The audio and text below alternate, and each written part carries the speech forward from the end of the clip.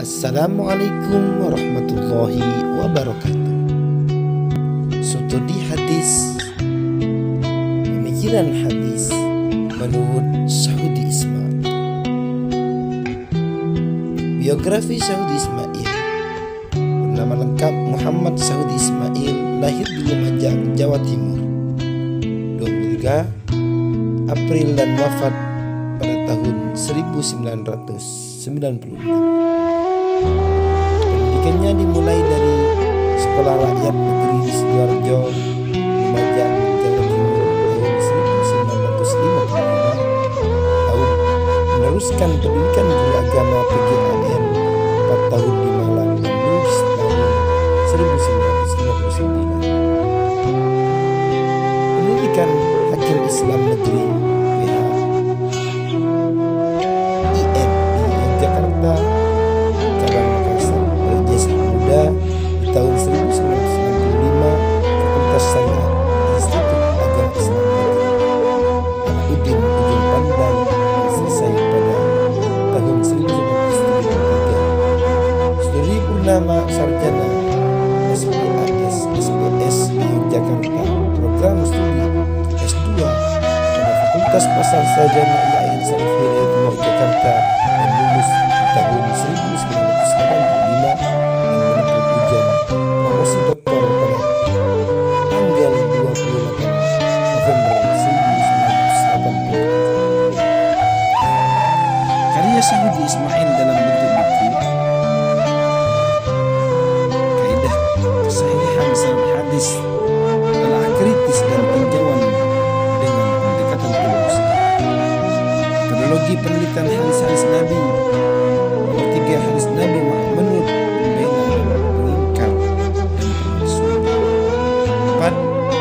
ikhtisar ringkasan mustalah hadis. 5 hadis Nabi yang tekstual dan konseptual.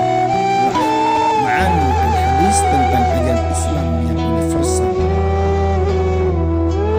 temporal dan lokal. 6 pengantar ilmu hadis. Yang ketujuh, cara praktis mencari hadis dan karya. Pemikiran Saudi Ismail tentang penelitian bahan hadis. Buku yang berjudul Pemahaman Hadis Nabi Tekstual dan Kontekstual telah mengani hadis tentang ajaran Islam yang universal, temporal dan lokal.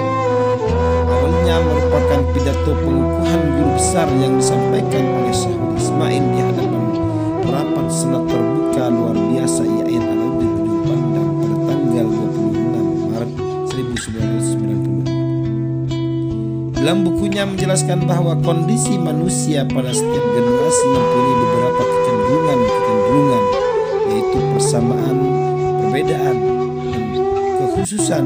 Perbedaan kekhususan yang terdapat pada setiap generasi manusia pada dasarnya dilatar belakangi oleh perbedaan waktu dan perbedaan tempat.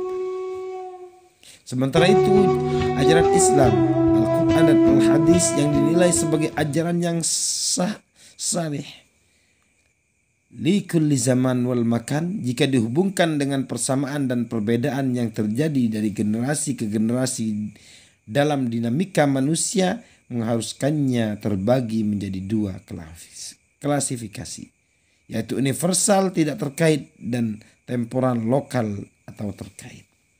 Keadaan yang seperti ini menjadikan matan atau teks hadis yang terkandung dalam sebuah hadis perlu disesuaikan dengan faktor-faktor tersebut, sehingga pemaknaan matan hadis dapat difahami sesuai dengan perubahan kondisi yang terus berkembang.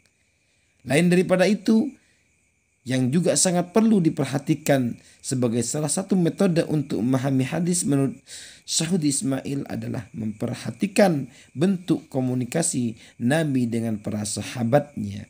Sebab sabda Nabi Muhammad SAW tidak selamanya berjalan satu arah tanpa didahului dengan pertanyaan atau peristiwa atau asbabul wurud.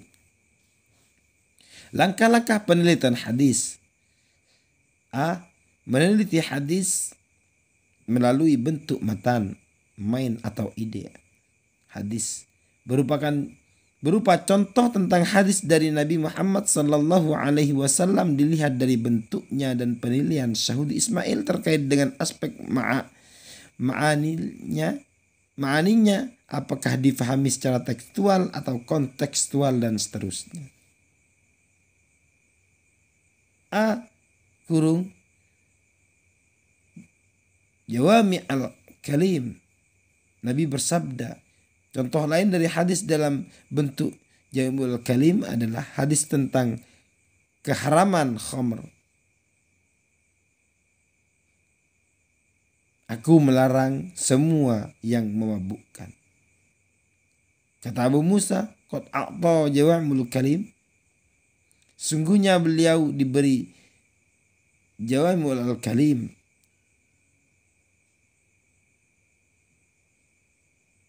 Sungguh beliau diberi Jawami'ul Kalim. Rawahu Muslim. B. Tamsil. Meskipun demikian bukan berarti hadis dengan bentuk tamsil selalu dipahami secara tekstual. Karena kenyataannya ada beberapa yang harus dipahami secara konseptual.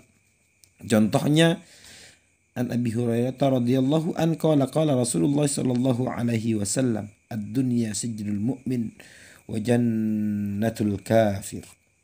Dunia adalah penjaranya orang-orang mukmin dan surganya orang-orang kafir. Rawahu Muslim. Langkah peneliti hadis. C. Analogi. Diriwayatkan dari Abu Dzar dari Nabi bersabda, setiap pagi, setiap ruas tulang anak manusia akan bersedekah. Ketika ia mengucapkan salam pada orang yang ditemuinya, ia telah bersedekah. Ketika ia mencegah kemungkaran, ia sudah bersedekah. Ketika menyingkirkan duri dari jalan, ia telah bersedekah. Dan ketika ia menyalurkan hasad seknya kepada istri, ia telah bersedekah.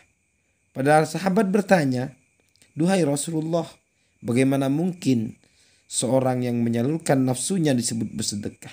Lalu Nabi menjawab, bukankah ketika ia menyalurkannya di jalan yang tidak benar ia akan berdosa? Nabi bersabda, yusbihu ala kulli sulama min ibni Adam sadaqah. Taslimuhu ala man laqiya sadaqah. Wa amruhu bil ma'ruf sadaqah. Wa nahyuhu 'anil munkari sadaqah.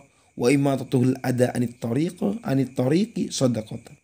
Wa bud'atu ahlihi sadaqah. Wa jari'u min dhalika kullihi rakatani min ad-duha. Selanjutnya D. Bahasa simbolik.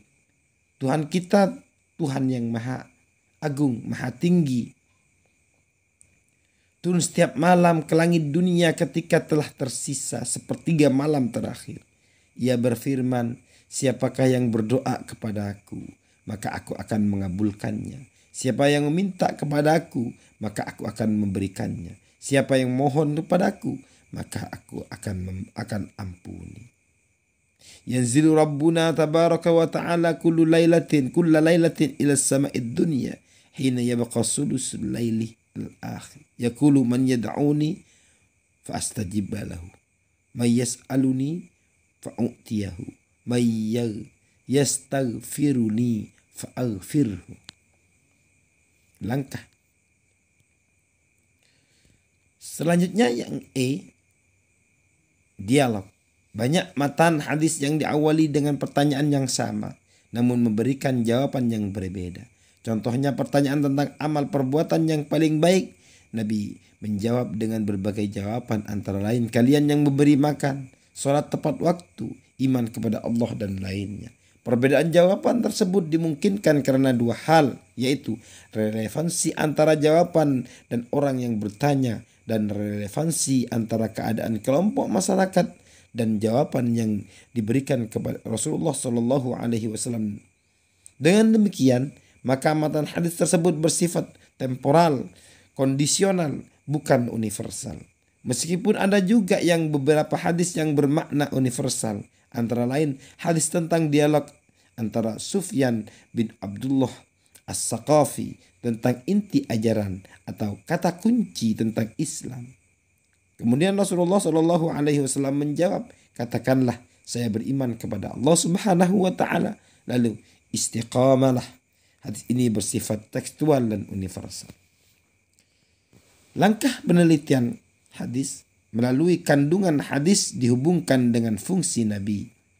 Contoh hadis tentang cara Nabi berbaring dari Abdullah bin Zaid bahwasannya dia telah melihat Rasulullah Shallallahu Alaihi Wasallam berbaring di dalam masjid sambil meletakkan kaki yang satu di atas kaki yang lain.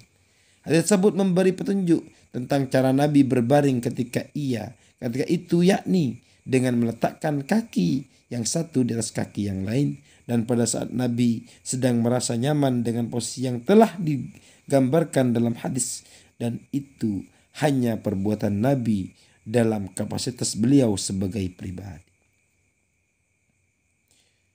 3. Melalui petunjuk hadis Nabi yang dihubungkan dengan latar belakang terjadinya asbabul wurud. A. Hadis yang tidak mempunyai sebab secara khusus. B. Hadis yang mempunyai sebab secara khusus. C. Hadis yang berkaitan dengan keadaan yang terjadi atau berkembang pada saat. 4. Melihat hadis yang bertentangan, mukhtalif. Contoh hadis tentang larangan dan kebolehan buang hajat menghadap kiblat. Hadis riwayat dari Ayyub bahwa Nabi Muhammad SAW telah bersabda, apabila kamu sekalian membuang hajat, maka janganlah menghadap ke kiblat dan janganlah membelakanginya, baik buang air kecil maupun buang air besar. B. Abdullah bin Umar berkata, pada suatu hari saya telah naik atau masuk ke rumah kami tempat tinggal Hafsah istri Nabi. Maka saya melihat Nabi Muhammad Sallallahu Alaihi Wasallam di atas 2 batang kayu, tempat jongkok buang hajat untuk buang hajat dengan menghadap ke arah Baitul Maqdis. Analisis terhadap langkah penelitian hadis menurut Syuhudi Muhammad Syuhudi Ismail dalam memahami hadis menempuh beberapa langkah. Langkah pertama melakukan analisis teks. Langkah kedua melakukan identitas konteks historis kemunculan hadis. Dan langkah ketiga melakukan kontekstualisasi hadis. Dalam melakukan analisis teks, Syuhudi Ismail mengolah teks hadis dengan mencermati hubungan antara teks hadis satu dengan hadis yang lain atau dengan dalil yang lain. Demikian, terima kasih. Semoga bermanfaat. Kurang dan lebihnya mohon maaf. Assalamualaikum warahmatullahi wabarakatuh.